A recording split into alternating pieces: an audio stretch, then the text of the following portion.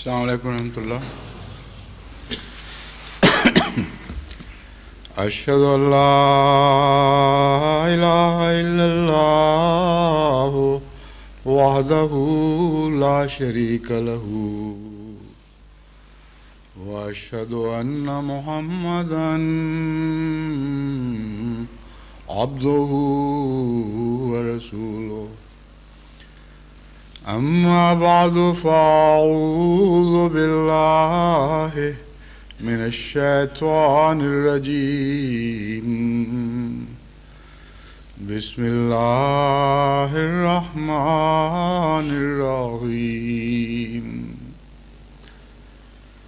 الحمد للہ رب العالمین الرحمن الرحیم مالک یوم الدین. ایاک نعبد و ایاک نستعین. اہدنا الصراط المستقیم صراط الذین انعمت علیہم غیر المغضوب علیہم ولا الضالین.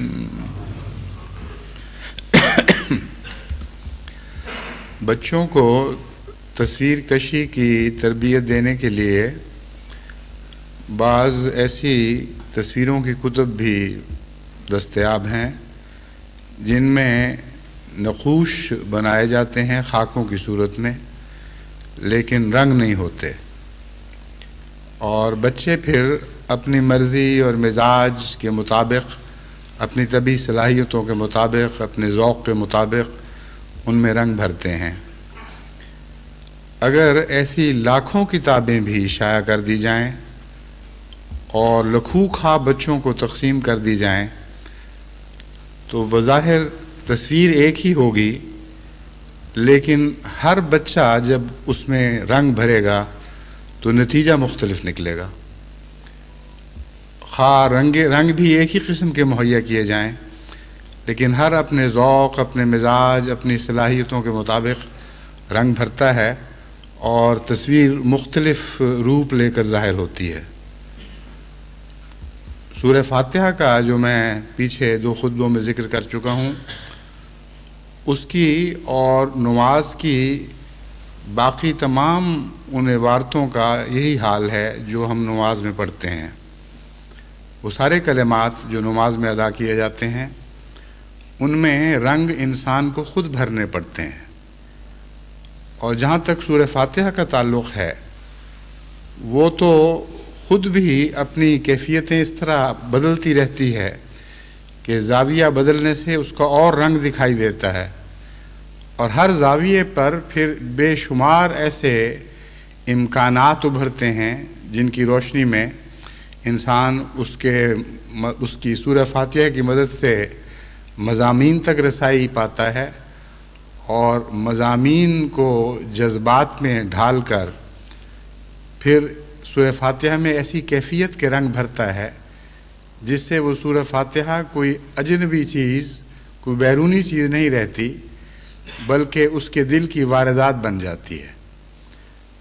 حضرت اقدس مسیح موعود علیہ السلام نے اسی مضمون کو نماز کے متعلق یوں بیان فرمایا کہ دیکھو، نمازیں جو تم پڑھتے ہو ان میں الفاظ وہی ہیں جو سب پڑھتے ہیں، لیکن کیفیتیں الگ الگ ہوتی ہیں،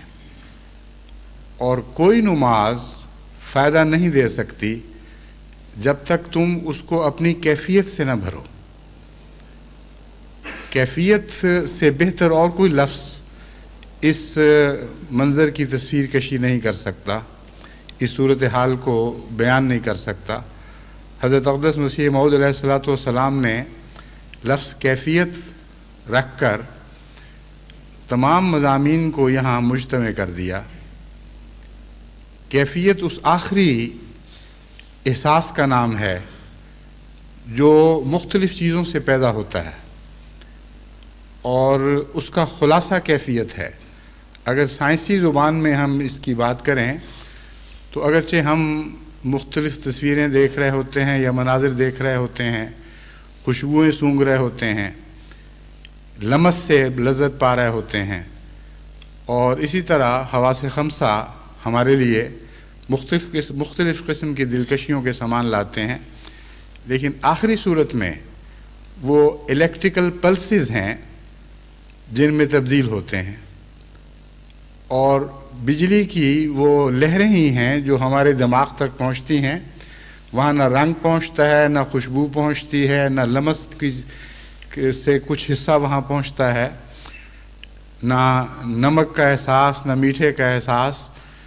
جو کچھ پہنچتا ہے وہ بجلی کی لہروں کی صورت میں پہنچتا ہے۔ اس کا نام کیفیت ہے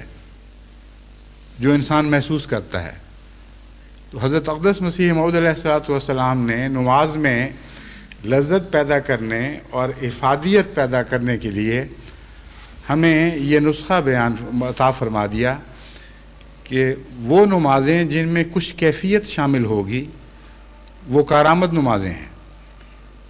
وہ نمازیں جو کیفیت سے خالی ہوں گی ان سے تمہیں کوئی فائدہ نہیں پہنچ سکتا، اور وہ ایسے برتنوں کی طرح ہیں جن میں کچھ بھی بھرا نہیں ہوا۔ بس نمازوں میں کیفیت پیدا کرنے کی خاطر میں آپ کو سمجھا رہا ہوں کہ کون سی چیزیں کیفیت پیدا کرنے کے لیے ممد ہوتی ہیں۔ کیفیت از خود پیدا نہیں ہو جاتی، کیفیت کے لیے حواس خمسہ سے مدد لینا ضروری ہے، اور حواس خمسہ جو پیغامات پہنچاتے ہیں وہ پیغامات دماغ کے مختلف حصوں پر اثر انداز ہو کر کیفیت پیدا کرتے ہیں۔ پس علم بڑھانا اور گہری نظر سے کائنات کا مطالعہ کرنا، خدا تعالیٰ سے شناسائی حاصل کرنا، اور حواس خمسہ جو خدا نے عطا فرمائے ہیں ان کے ذریعے خدا کی حمد تک پہنچنا، یہ وہ مضمون ہے جس کا زندگی کے ہر لمحے سے تعلق ہے، اور ہمارے گرد و پیش یہ مضمون بنتا چلا جاتا ہے اگر ہم ہوش مندی کے ساتھ محسوس کریں کہ ہم کیسے رہ رہے ہیں، اور اپنے ماحول کے اثرات کو خدا تعالیٰ کی حمد کے ساتھ باندھنا سیکھ لیں۔ پھر جب آپ نماز میں داخل ہوں گے تو وہ نماز کیفیتوں سے بھری ہوئی ہوگی۔ اگر نماز سے باہر کچھ نہیں ہے تو نماز کے اندر بھی کچھ پیدا نہیں ہوگا۔ اس لیے بعض لوگ جو یہ حیران ہوتے ہیں کہ ہم تو نماز میں داخل ہوئے تھے لذتیں حاصل کرنے کے لیے، ہمیں تو وہاں کوئی لذت نہیں ملی، باہر کی دنیا میں لوٹے اور پھر لذتوں میں دوبارہ کھوئے گئے۔ وہ بالکل درست کہتے ہیں، کیونکہ باہر کی لذتوں کا خدا سے تعلق نہیں تھا، اور اندر نماز خالی پڑی تھی، اس لیے خالی ویرانے سے گھبرا کر وہ ان لذتوں کی طرف لوٹتے ہیں جن کا خدا کی ذات سے تعلق نہیں ہوا۔ یعنی تعلق ہے تو صحیح مگر وہ سمجھے نہیں، رشتے تھے تو صحیح مگر وہ باندھے نہیں گئے، اس لیے وہ اس مادی دنیا سے لذت پانے کی اہلیت رکھتے ہیں لیکن روحانی دنیا سے لذت پانے کی اہلیت نہیں رکھتے۔ بس اپنی سوچ کو انگیخت کرنے کی ضرورت ہے، کیونکہ سوچ کے بغیر دل میں جذبات پیدا نہیں ہوا کرتے۔ بعض لوگ جو یہ خیال کرتے ہیں کہ قلبی کیفیت اور چیز ہے اور دماغ اور چیز ہے، حقیقت میں ایک دوسرے سے الگ ان کا وجود نہیں ہے۔ قرآن کریم نے سوچوں کے آخری مرکز کے طور پر فؤاد کا ذکر فرمایا ہے، یعنی دل کا، اور دلوں ہی کو اندھا قرار دیا اور دلوں ہی کو دیکھنے والا بیان کیا، جس سے معلوم یہ ہوتا ہے کہ دماغ کی آخری حقیقت بھی دل پر منتج ہوتی ہے، اور آخری صورت میں چونکہ کیفیتیں بن جاتی ہیں اور کیفیتوں کا مرکز دل ہے، اس لیے قرآن کریم بھی دماغ کی بجائے دل کا ذکر کرتا ہے۔ بس اپنی سوچ کو بیدار کریں تو آپ کے دل میں عرفان کی لہریں دوڑنے لگیں گی، اور عرفان کی لہریں ہی ہیں جو وہ کیفیت پیدا کرتی ہیں جس سے نماز میں لذت پیدا ہوتی ہے اور اللہ تعالیٰ سے محبت اور پیار بڑھتے رہتے ہیں۔ اب حواس خمسہ کا میں نے ذکر کیا ہے، اس سے پہلے میں پچھلے خطبے میں ڈیوڈ ایٹنبرا کی ایک دو ویڈیو کیسٹس کا ذکر کر چکا ہوں۔ مجھے بعد میں کسی نے بتایا کہ ان کی جو کچھ انہوں نے ویڈیو کی صورت میں پیدا کیا ہے اس کے علاوہ اس کو انہوں نے کتابی شکل میں بھی ڈھالا ہوا ہے اور ان کی تصنیف بھی ملتی ہے، مگر بہرحال یہ ایسی چیزیں ہیں جو ہر کس و ناقص کی پہنچ میں نہیں، اور نماز ہر شخص نے پڑھنی ہے۔ تو بعض لوگوں کی رسائی ایسے مواد تک ہوتی ہے جن سے خدا تعالیٰ کے فضل کے ساتھ ان کا علم بڑھتا ہے، اور اگر ان کے اندر بصیرت ہو تو وہ اس علم کے بڑھنے کے ساتھ خدا تعالیٰ کی یاد میں بھی ترقی کرنے لگتے ہیں۔ لیکن اگر دیکھنے کی طاقت ہی کچھ نہ ہو تو بس وہ علم الگ پڑا رہتا ہے اور خدا کا تصور الگ پڑا رہتا ہے، اور ان دونوں کے درمیان رشتہ قائم نہیں ہوتا۔ مگر سوال یہ ہے کہ ساری دنیا تو اس قسم کے علم تک رسائی نہیں رکھتی، اور وہ دنیا جو پہلے گزر چکی ہے جن میں ایسے زمانے شامل ہیں جن میں خدا کے عظیم انبیاء گزرے جو خدا کو سب سے زیادہ یاد کرنے والے تھے، اور وہ زمانہ بھی شامل ہے جس میں حضرت اقدس محمد مصطفیٰ صلی اللہ علیہ وآلہ وسلم پیدا ہوئے، جن سے زیادہ ذکر کرنے والا نہ پہلے پیدا ہوا نہ آئندہ کبھی ہو سکتا ہے۔ تو اس زمانے میں تو ڈیوڈ ایٹنبرا کا تو وجود ہی کوئی نہیں تھا،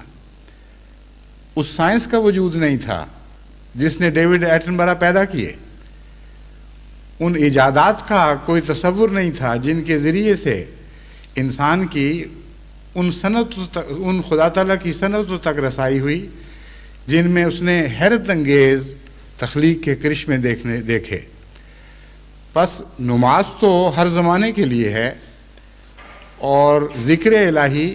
ان ظاہری علوم کا محتاج نہیں، مگر ذکر الہی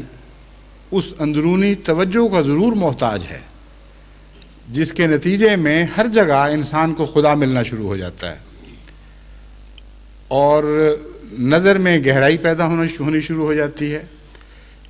اور اپنے گرد و پیش جہاں دیکھتا ہے وہ خدا کے وجود کو وہاں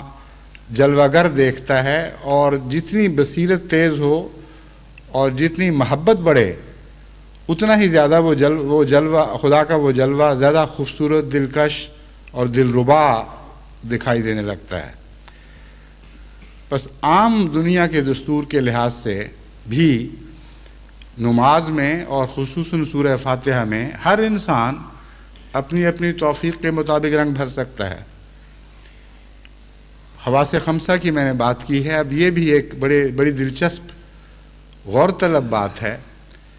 کہ سورہ فاتحہ میں رب العالمین کے بعد رحمان کا ذکر فرمایا گیا، اور رحمان پر غور کرنے سے ہمیں پتہ چلتا ہے کہ ایسی ذات ہے، بے شمار اور بھی معنی ہیں لیکن ایک معنی بڑا نمایاں یہ ہے کہ ایسی ذات ہے جس نے محض ضرورت سے بہت بڑھ کر دیا۔ محض ضرورت تو یہ ہے مثلاً کہ ایک انسان کی بھوک مٹ جائے اور اس کی غذا اس لحاظ سے مکمل ہو کہ اس کو زندگی کے قیام کے لیے اور زندگی کی نشو و نما کے لیے جن کیمیاوی اجزاء کی ضرورت ہے وہ اسے متناسب شکل میں مہیا ہو جائیں۔ یہ زندگی کی محض ضرورت ہے، اور یہ ضرورت بعض دفعہ ڈرپس کی صورت میں بھی، جس کے ذریعے مریضوں کو خوراک پہنچائی جاتی ہے، انسان کو مہیا ہو جاتی ہے۔ ایسے کنسنٹریٹس کی صورت میں، یعنی ایسی غذاؤں کے خلاصے کی شکل میں بھی انسان کو مہیا ہو جاتی ہے، جس میں مزہ کوئی نہیں ہوتا، یا ہوتا ہے تو معمولی سا ہوتا ہے، اور ضرورت پوری ہو جاتی ہے۔ تو اگر خدا تعالیٰ نے صرف کائنات کو بعض ضرورتوں کی خاطر پیدا کرنا تھا تو محض اس طرح بھی پیدا فرما سکتا تھا کہ ہر چیز کی ضرورت پوری ہو جائے، اور خدا نے تخلیق کا گویا حق ادا کر دیا۔ لیکن ہر جگہ آپ کو رحمانیت جلوہ گر دکھائی دیتی ہے۔ حواس خمسہ پر آپ غور کر کے دیکھیں، یہ تو ہر انسان کے بس میں ہے، اس کے لیے کسی علم کی ضرورت نہیں۔ ہر انسان سے مراد وہ ہے جسے حواس خمسہ عطا ہوں، اور اگر حواس خمسہ عطا نہ ہوں تو 4 خواص عطا ہوں، ان کے ذریعے بھی انسان اسی قسم کی معرفت تک رسائی حاصل کر سکتا ہے۔ 3 ہوں تو ان 3 کے ذریعے انسان اپنی توفیق کے مطابق خدا تک پہنچ سکتا ہے۔ مگر حواس خمسہ ہوں یا حواس 4 ہوں یا 3 ہوں یا 2 یا 1، زندگی میں کوئی ایسا زندگی کا حصہ آپ کو دکھائی نہیں دے گا جو حواس سے عاری ہو، اور اگر حواس سے عاری ہے تو وہ موت ہے۔ بس انسان ہی نہیں بلکہ اس کی ادنا حالتیں بھی حواس کے ذریعے خدا تک پہنچتی ہیں۔ اور جہاں تک انسان کا تعلق ہے، اگر وہ محض اس پہلو سے غور کرے کہ میری ہر حص میں خدا تعالیٰ نے محض ضرورت پوری نہیں فرمائی بلکہ اس سے بہت بڑھ کر رکھا ہے۔ ناک کی جو خوشبو کی یا بو کی احساس کی ضرورت ہے، وہ اس لیے ہے کہ بعض زہریلی اور گندی چیزوں سے انسان بچ سکے، لیکن اس میں لذت کیوں رکھ دی؟ بعض چیزوں میں لذت کیوں رکھ دی گئی؟ سوال تو یہ ہے، اس کے بغیر بھی کام چل سکتا تھا۔ بعض جانور اس حد تک قوت رکھتے ہیں، شامہ کہلاتی ہے، یعنی سونگنے کی قوت، کہ وہ اپنی مرضی کی، اپنی ضرورت کی چیز کو پہچان لیں، اور جو چیز ان کے لیے مضر ہو سکتی ہے اس کو پہچان کر اس سے دور ہٹ سکیں۔ یہ ہے بنیادی ضرورت، جسے میں محض ضرورت کہتا ہوں۔ لیکن ہر جانور کو خدا تعالیٰ نے کچھ نہ کچھ لذت بھی عطا کر دی ہے، جو انسان تک پہنچتے پہنچتے درجہ کمال تک پہنچ جاتی ہے۔ نظر کی محض ضرورت یہ ہے کہ آپ رستہ دیکھ سکیں، چیزوں کو چیزوں کو نہ صرف دیکھ سکیں بلکہ جہاں تک ممکن ہو اس کے فاصلے دیکھ سکیں، چیزوں کو اس حد تک پہچان سکیں کہ کون سی آپ کے لیے مفید ہیں اور کون سی مضر ہیں،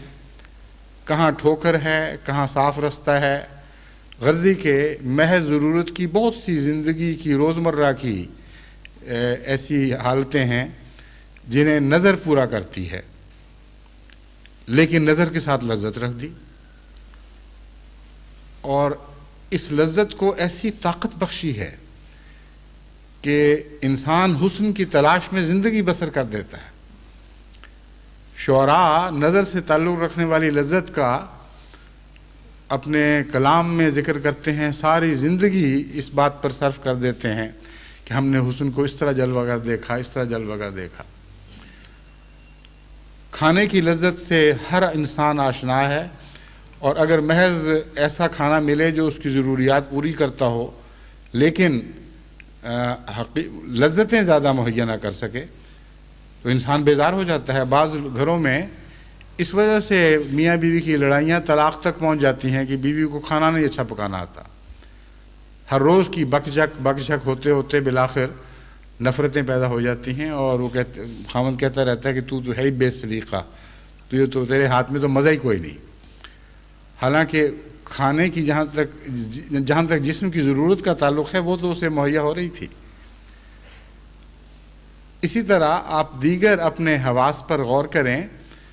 تو کم سے کم ضرورت بہت تھوڑی تھی، اس سے بہت زیادہ عطا کیا گیا ہے، اور اس عطا کرنے کی صفت کا نام جو ضرورت حقہ سے زیادہ ہو رحمانیت ہے. پس جب آپ الحمدللہ رب العالمین کہتے ہیں اور ربوبیت کے نظارے اپنے ذہن میں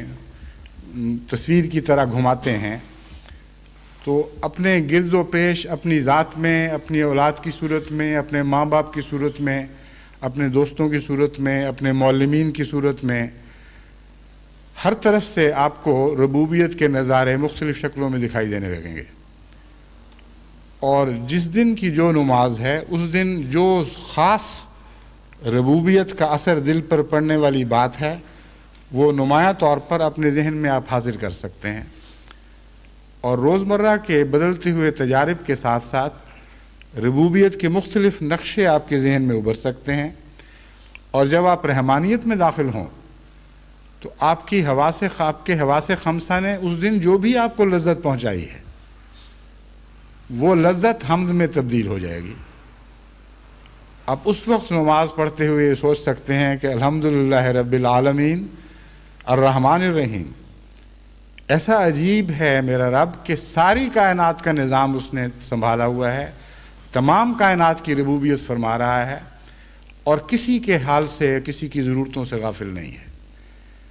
لیکن ضرورتیں ایسی پوری کرتا ہے کہ ضرورت پورا کرتے وقت اس ضرورت سے زیادہ، یعنی کم سے کم ضرورت سے زیادہ لذتیں عطا کر دیتا ہے. بس اگرچہ رحمانیت کا مضمون یہیں ختم نہیں ہوتا، بلکہ آغاز بھی کہنا اسے درست نہیں ہوگا، کیونکہ رحمانیت کے ذکر میں یہ بات بہت ہی ایک معمولی حیثیت رکھتی ہے. لیکن سوچ کا ایک طریقہ ہے جو میں آپ کو سمجھانا چاہتا ہوں کہ اس طرح آپ سورہ فاتحہ پر غور کرنا شروع کریں اور پھر رحمانیت پر غور کر کے رحیمیت پر آئیں اور وہاں جا کے دیکھیں کہ اور باتوں کے علاوہ رحیمیت میں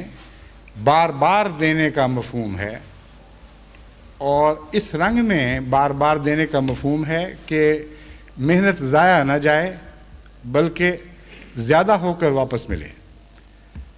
تو ساری کائنات میں رحیمیت پھیلی ہوئی دکھائی دینے لگے گی.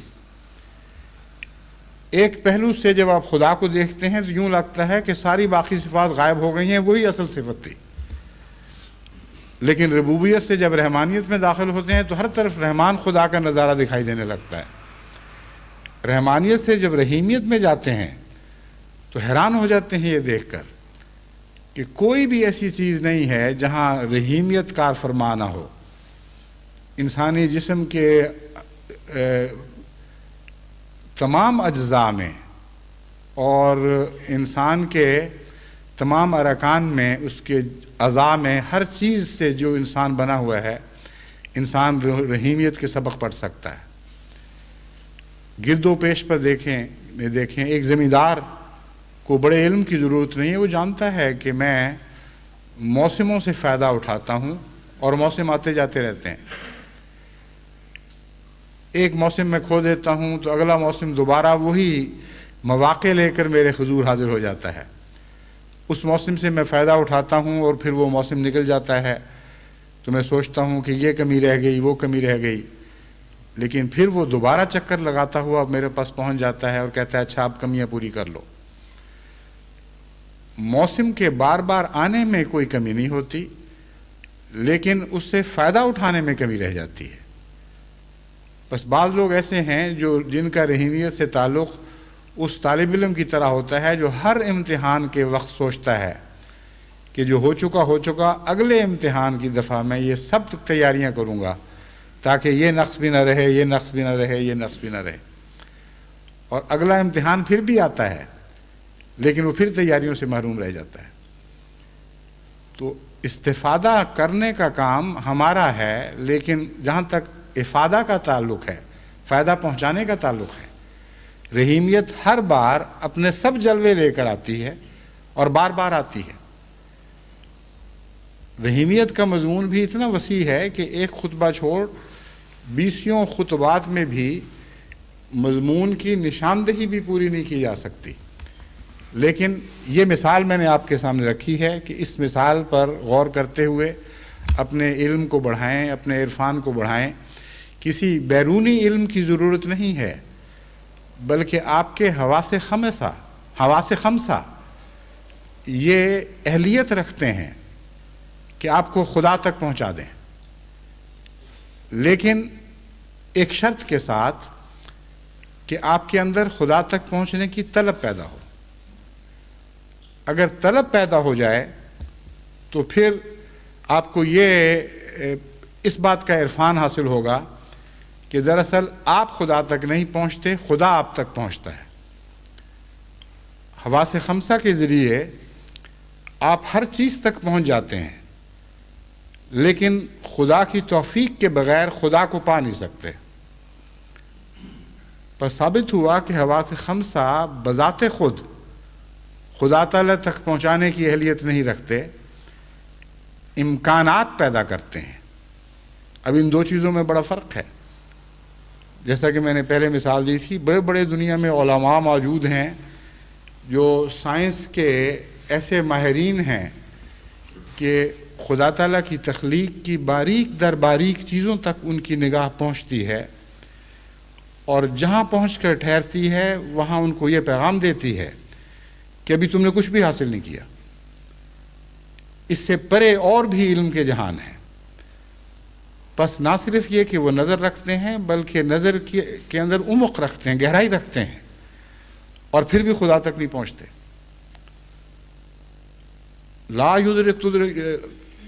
لا تدرکہ الابصار وہو یدرک الابصار. قرآن کریم فرماتا ہے کہ تمہاری آنکھیں، تمہاری بصارت خدا تک نہیں پہنچ سکتی. ہوا یدرک الابصار، ہاں وہ ہے جو تمہاری قوت ادراک تک پہنچتا ہے. کتنا عظیم الشان نقطہ اس میں بیان فرما دیا گیا. اور امر واقعہ یہ ہے کہ خدا تعالیٰ کی عظمت اور لطافت اور اس کا اعلیٰ ہونا اور اس کا عظیم ہونا اور اس کا اکبر ہونا، یہ ساری باتیں ایسی ہیں جو انسانی حواس خمسہ کو ناکام کر دیتی ہیں کہ انسان محض ان کے زور سے خدا کی عظمت کو پالے، اس کے علو کو پالے، اس کو کبریائی کو پالے اور اس کی ذات کی گہرائی تک اتر سکے. پس سطحوں تک جا کر ہمارے حواس ٹھہر جاتے ہیں. اس کے بعد پھر ایاک نستعین کا دور شروع ہوتا ہے. ایاک نعبد ہمیں یہ بتاتا ہے کہ یہ چیز جو ہمیں دکھائی دے رہی ہے بظاہر یہ بڑی پیاری ہے، اور لیکن اس کے پیچھے کوئی اور ذات چھپی ہوئی ہے. بس ہم اس کی عبادت کریں. جب اس کی عبادت کرتے ہیں اور حمد کو اس کے ساتھ ملاتے ہیں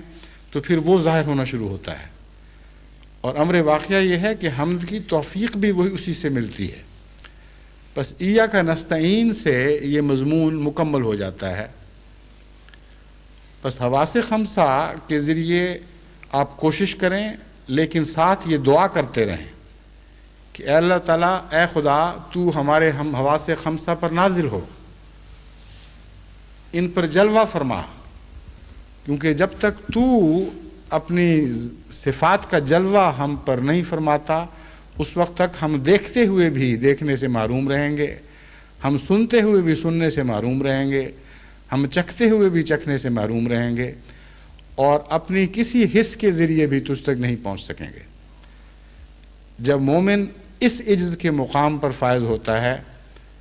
تو پھر ایاک نعبد کی دعا میں ایک طاقت پیدا ہو جاتی ہے. عجز میں ایک طاقت ہے اور کبر میں ناطاقتی پائی جاتی ہے. جب بھی انسان خدا سے تعلق باندھتا ہے تو یاد رکھے کہ وہاں طاقت کا نام عجز ہے، یعنی اپنی کمزوریوں کا احساس، اور اپنی بڑائی کا احساس کمزوری ہے، جس کے بعد انسان خدا سے تعلق کاٹ لیتا ہے. پس حواس خمسہ کی نااہلی کے لیے آپ کو کہیں بہت دور کے سفر کی ضرورت نہیں. نااہلی کو دیکھنے کے لیے اہلیت رکھتے ہوئے بھی ان میں ایک نااہلیت پائی جاتی ہے. بس دنیا کی عظیم قوموں کو آپ دیکھیں جو خدا تعالیٰ کی تخلیق پر غور کرتے ہوئے ان سے استفادہ کرتے، اس کی تخلیق میں چھپے ہوئے رازوں سے استفادہ کرتے ہوئے عظیم الشان ایجادات کرنے میں کامیاب ہو چکی ہیں، اور وہ قومیں آج تمام دنیا پر غالب ہیں، لیکن ان کا بھاری حصہ ایسا ہے، اور بہت بھاری حصہ ایسا ہے جو خدا کے تصور سے ناآشنا ہے اور ذاتی طور پر خدا سے کوئی تعلق نہیں رکھتا۔ خدا کے تصور کا ایک ایسا مبہم سا سایہ ان کے ذہنوں پر پڑا ہوتا ہے جو تعلق قائم کرنے کے لیے کافی نہیں، ایک فرضی سا خیال ہے، اور ایک کثیر تعداد ان میں سے ایسی ہے جو باشعور طور پر یہ اعلان کرنے کی جرات کرتے ہیں کہ خدا نہیں ہے۔ ایسے بھی بڑے بڑے سائنسدان ہیں جنہوں نے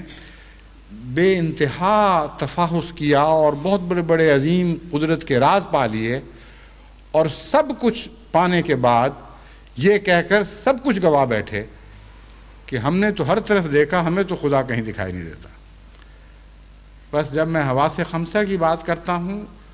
تو وہ کھڑکیاں ہیں، دروازے ہیں جہاں تک روشنی پہنچ سکتی ہے، مگر دروازے اور کھڑکیاں اچھل اچھل کر روشنیوں تک نہیں پہنچ سکتے، روشنی ان تک پہنچتی ہے۔ اللہ نور السماوات والارض، خدا زمین و آسمان کا نور ہے، اور معنی کے علاوہ ایک یہ معنی ہے کہ تم آنکھیں کھولو، نور خود تم تک پہنچے گا اگر تم نور کی طلب کرنے والے ہوگے اور نور کی خواہش رکھنے والے ہوگے۔ اگر تم نور کی خواہش رکھو گے تو آنکھیں کھولو گے، اور کھولو گے تمہیں ہر طرف خدا کے جلوے تم تک پہنچنے لگیں گے، اور اگر آنکھیں رکھتے ہوئے آنکھیں بند رکھو گے تو اندرونی طور پر تم میں بظاہر صلاحیت ہوگی لیکن نور تم تک نہیں پہنچ سکے گا۔ بس حواس خمسہ تو ہر شخص کو عطا ہوئے ہیں، اور حواس خمسہ کے مضامین پر غور کرتا رہے اگر انسان تو سورہ فاتحہ میں اس کو بہت ہی خوبصورت رنگ بھرتے ہوئے دکھائی دیں گے، اور خدا کی حمد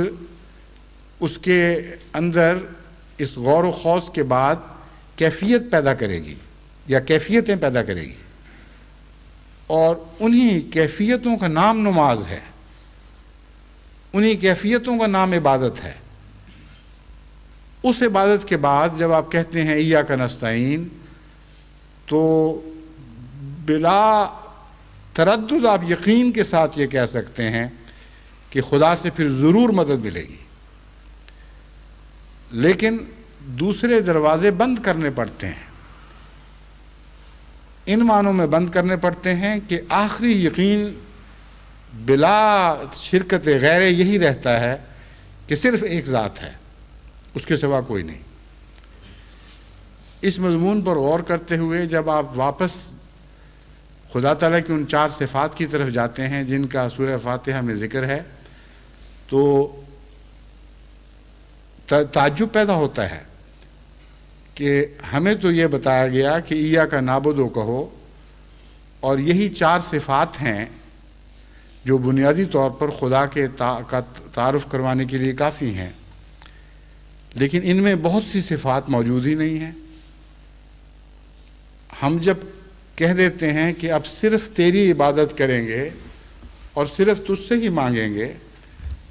تو اگر ہماری ضرورتیں اور ہوں اور زائد ہوں تو یہ عہد تو ہمارے لیے موت کا پیغام بن جائے گا۔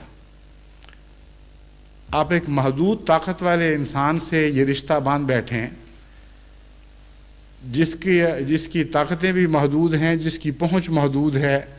جو ہمیشہ رہ بھی نہیں سکتا، اس سے یہ عہد کر بیٹھیں کہ میں جو کچھ مانگوں گا تو اس سے ہی مانگوں گا، تو جب اس کی ضرورت دینے والے کی طاقت سے باہر ہوگی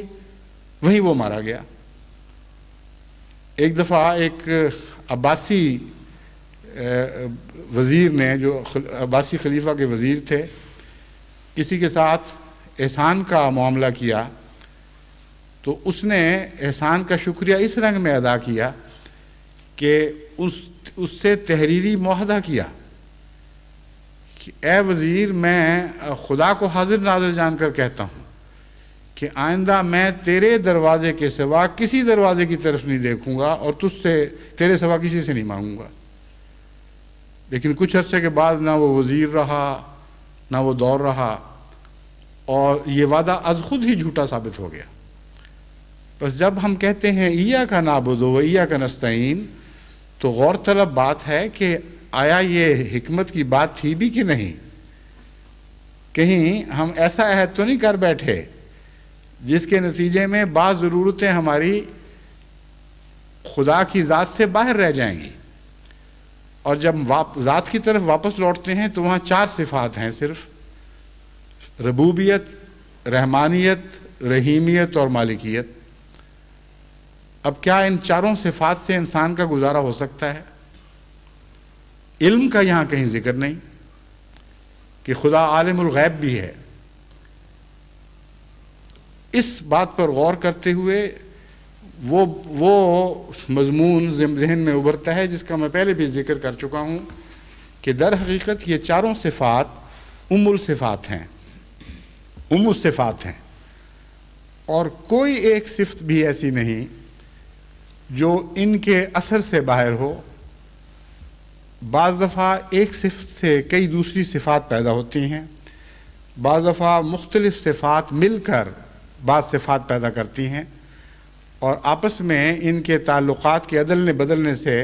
نئے مضامین ابھرتے ہیں۔ اور بعض دفعہ ہماری نظر نہیں ہوتی کہ ہم ایک صفت میں دوسری صفات موجود دیکھ سکیں، لیکن موجود ہوتی ہیں۔ اور قرآن کریم کا مطالعہ ہمیں ہماری توجہ ان کی طرف مبذول کرواتا ہے اور بتاتا ہے کہ دیکھو اس کھڑکی کے راستے یہ روشنی بھی دکھائی دینی چاہیے تھی مگر دکھائی نہیں دی۔ مگر قرآن کریم مددگار بنتا ہے، اور سارے قرآن کریم کے مطالعہ کے بعد یہ حقیقت ایک یقین کے طور پر دل میں ہمیشہ کے لیے جاگزین ہو جاتی ہے کہ سورہ فاتحہ کو ام الصفات کہنا محض ایک جذباتیت کی بات نہیں تھی، ایک جذباتی تعلق کے نتیجے میں نہیں تھا، بلکہ گہرے ٹھوس علم کے نتیجے میں ہے، اور یہی حقیقت ہے۔ مثلا میں نے علم کا ذکر کیا کہ خدا کو ہم جانتے ہیں سورہ فاتحہ کے علاوہ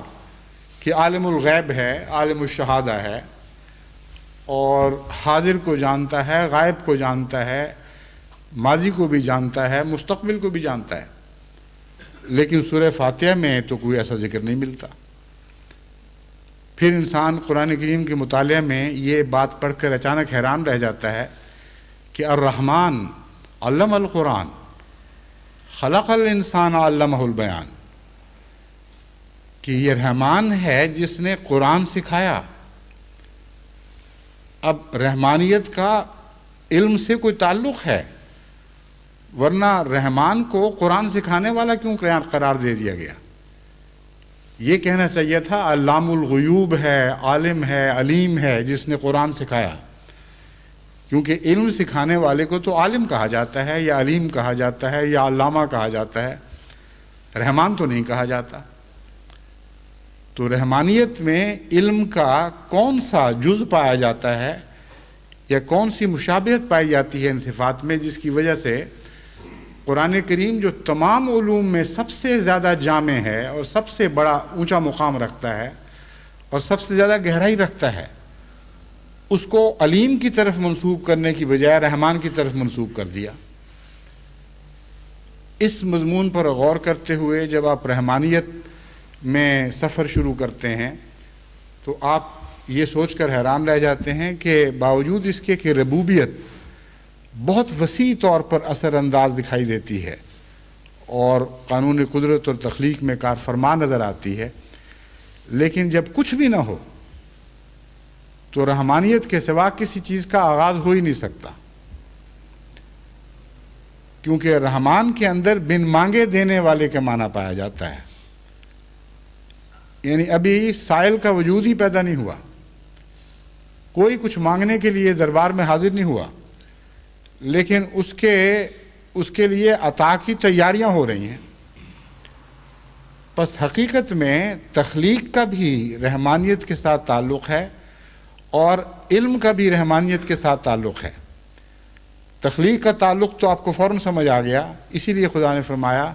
یعنی آپ دوبارہ جب غور کریں اس آیت پر تو آپ کو سمجھ آ جائے گی کہ رحمان کے ساتھ تخلیق کو کیوں باندھا تھا۔ الرحمن علم القرآن خلق الانسان علمہ البیان، کہ رحمان نے تخلیق کی ہے انسان کی، اور رحمان ہی تھا جس نے قرآن عطا کیا۔ تخلیق کے لیے رحمانیت کا جوڑ سمجھنے کے لیے خدا تعالیٰ نے بہترین مثال پیش فرما دی انسان کی۔ انسان تخلیق کی وہ آخری شکل ہے جس میں سب سے زیادہ رحمانیت جلوہ گر ہے، کیونکہ انسان کو سب سے زیادہ وہ چیزیں عطا ہوئی ہیں جو بن مانگے عطا ہوئیں اور جو درجہ کمال تک پہنچی ہوئی ہیں۔ کوئی اور مخلوق انسان کا اس میں مقابلہ نہیں کرتی، بلکہ تمام کائنات کا خلاصہ انسان ہے۔ تو خلق الانسان کو کا فاعل رحمان قرار دے دینا اور یہ فرمانا کہ رحمان نے تخلیق کی ہے انسان کی، نہ صرف ہمیں یہ بتاتا ہے کہ تخلیق کا آغاز رحمانیت کے نتیجے میں ہوا ہے، بلکہ تخلیق پر غور کرنے سے سمجھ آ جاتی ہے کہ کیوں رحمان کو خالق کہا گیا، کیونکہ وہی مضمون دوبارہ ابھرتا ہے جو میں نے آپ سے پہلے بیان کیا ہے کہ ہر تخلیق میں ضرورت واجبی کے علاوہ چیزیں عطا کی گئی ہیں۔ ضرورت حقہ کا لفظ میں نے پہلے استعمال کیا تھا، غالباً ضرورت واجبی کہنا زیادہ درست ہے، یعنی وہ ضرورت جو کم سے کم ہے، جس کے مل جانے کے پورا ہو جانے کے بعد انسان کو چیز کو بقا نصیب ہو جاتا ہے اور پیاس بجھ جاتی ہے۔ وہ ضرورت پورا کرنے کے بعد اگر کچھ مزید عطا کیا جائے تو وہ واجبی ضرورت سے زیادہ ہے، اور اس کے لیے رحمان کا ہونا ضروری ہے، ورنہ آپ روزمرہ کی زندگی میں تو رحمان نہیں بنتے۔ مزدور نے جب آپ کا کوئی کام کیا ہو تو بالعموم انسان کم سے کم دے کر پیچھا چھڑانے کی کوشش کرتا ہے۔ اکثر مالکوں کو دیکھا گیا ہے کہ وہ نوکروں بیچاروں کے ساتھ ایسا سلوک کرتے ہیں کہ تمہاری ضرورت پوری ہوگی بس کافی ہے، تم اس میں رہ سکتے ہو، سردی سے بچ سکتے ہو، گرمی سے کسی حد تک بچ سکتے ہو، بلکہ واجبی ضرورت بھی پوری نہیں کی جاتی، کسی حد تک پوری ہو جائے تو سمجھتے ہیں کہ ذمہ داری ادا ہو گئی۔ وہ تو رحمان نہیں کہلا سکتے۔ بس تخلیق میں کوئی بھی ایسا زندگی کا ذرہ آپ کو دکھائی نہیں دے گا، خواہ وہ زندگی کی کسی نوع سے تعلق رکھنے والا ذرہ ہو، جس ذرے کے اندر بھی رحمانیت کا جلوہ دکھائی نہ دیتا ہو۔ حضرت مسیح موعود علیہ السلام فرماتے ہیں، بنا سکتا نہیں ایک پاؤں کیڑے کا بشر ہرگز، تو پھر کیوں کر بنانا نور حق کا اس پہ آساں ہے۔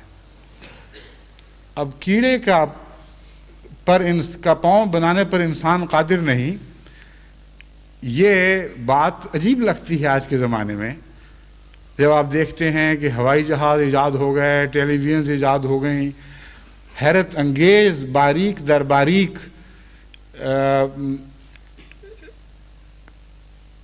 صفات کائنات پر غور کرنے کے نتیجے میں انسان باریک در باریک چیزیں بنانے پر قادر ہوتا چلا جا رہا ہے۔ تو کیا یہ مصرع حضرت مسیح موعود علیہ السلام کا اب پرانے زمانے کی بات بن گیا کہ بنا سکتا نہیں ایک پاؤں کیڑے کا بشر ہرگز؟ لیکن جب آپ گہری نظر سے دیکھتے ہیں تو آپ حیران ہو جاتے ہیں یہ دیکھ کر کہ بڑی بڑی تخلیق اور عظیم تخلیق اور باریک در باریک تخلیق کا دعویٰ کرنے والا انسان بھی آج تک کیڑے کا ایک پاؤں بنانے سے عاجز ہے، کیونکہ کیڑے کے ایک پاؤں میں عجیب در عجیب چیزیں بنی ہوئی ہیں۔ کیڑے کا ایک پاؤں جس مسالے سے بنا ہوا ہے، جس طرح اس کے اندر انرجی پہنچانے کا انتظام ہے، جس طرح وہ اپنے ظاہری حجم کے مقابل پر 20 گنا زیادہ وزن اٹھانے کی طاقت رکھتا ہے،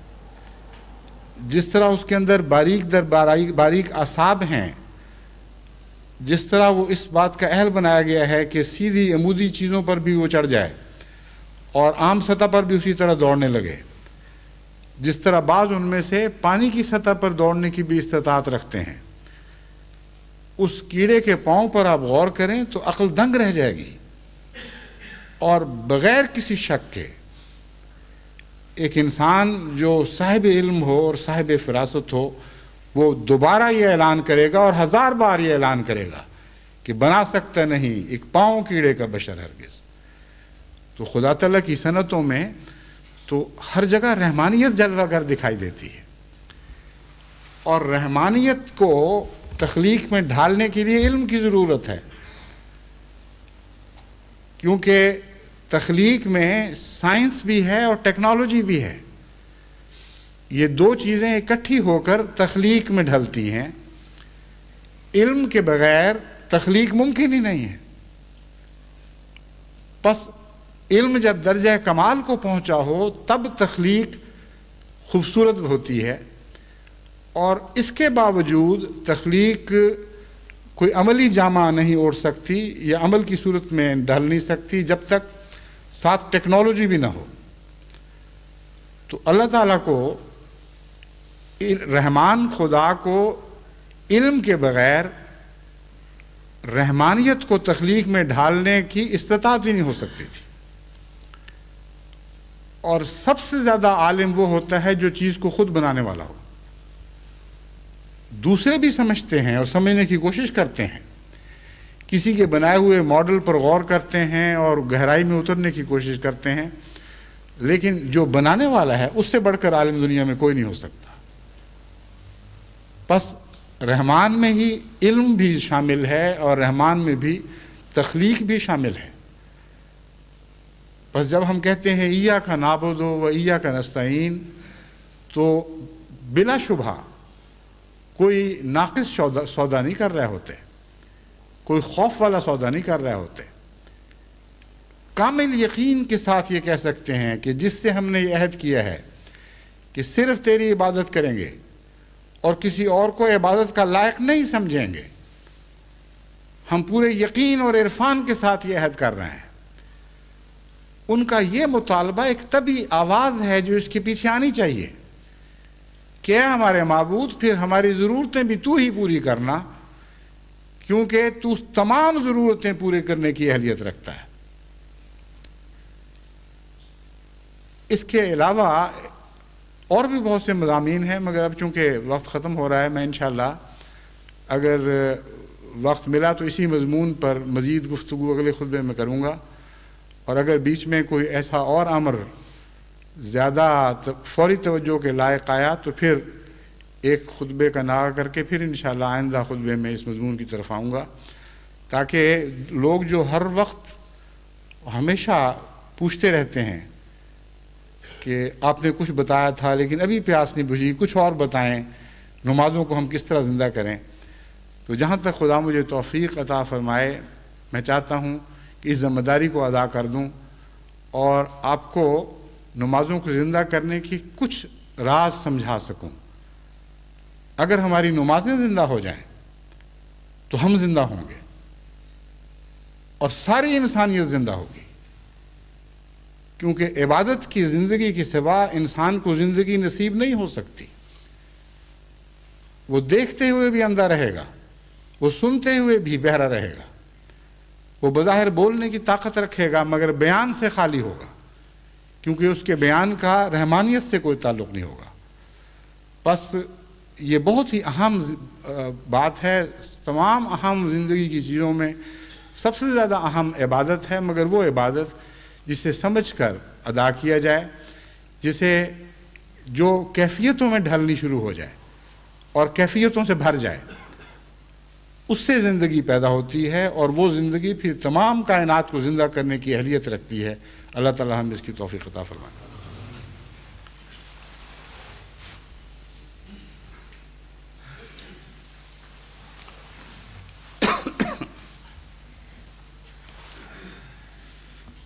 الحمد لله نحمده ونستعينه ونستغفره ونؤمن به ونتوكل عليه ونعوذ بالله من شرور أنفسنا ومن سيئات أعمالنا من يهده الله فلا مضل له ومن يضلله فلا هادي له ونشهد أن لا إله إلا الله وحده لا شريك له ونشهد أن محمدا عبده ورسوله عباد الله رحمكم الله إن الله يأمر بالعدل والإحسان وإيتاء ذي القربى وينهى عن الفحشاء والمنكر والبغي يعظكم لعلكم تذكرون اذكروا الله يذكركم وادعوه يستجب لكم